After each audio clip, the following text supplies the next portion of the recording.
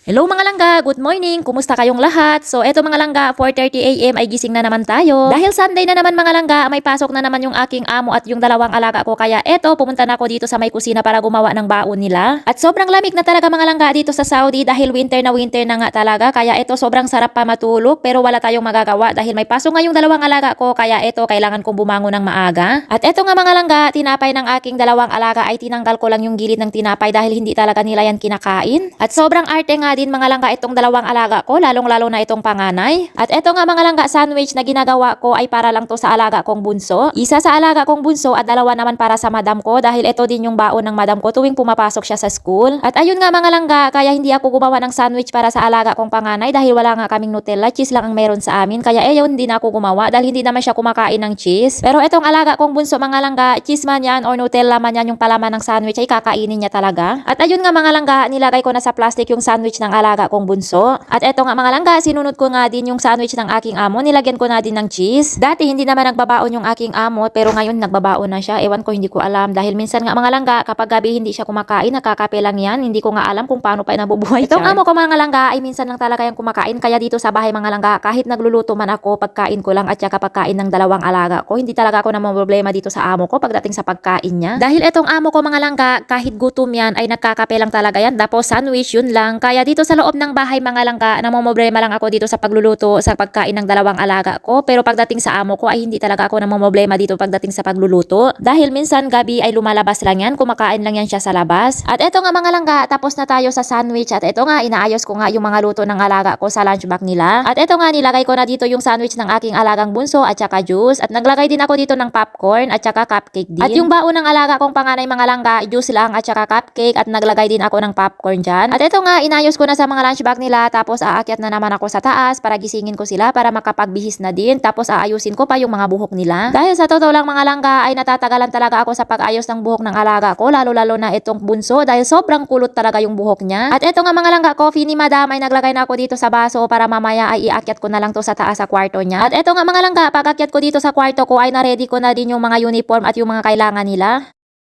At eto nga mga langga, binihisan ko na din yung aking alagang bunso. Siyempre hindi ko na pinakita sa inyo. At eto nga mga langga, inayos ko na yung buhok niya. O tingnan nyo naman yung buhok niya mga langga, sobrang haba na talaga yung buhok niya. At saka sobrang kulot talaga yung buhok niya. So hindi mo talaga yan masuklayan kapag walang cream. Kaya etong alaga kong bunso mga langga, hindi mo talaga yan pwede suklayan kapag walang cream dahil umiiyak talaga yan. At eto nga mga langga, hindi ko talaga namalayan habang inaayos ko pala yung buhok niya, ay nakapikit pa siya. O diba, inaantok pa talaga yung alaga ko. At eto na nga mga langga, yung sandwich ng aking amo. O siya, hanggang dito na lang. Ingat!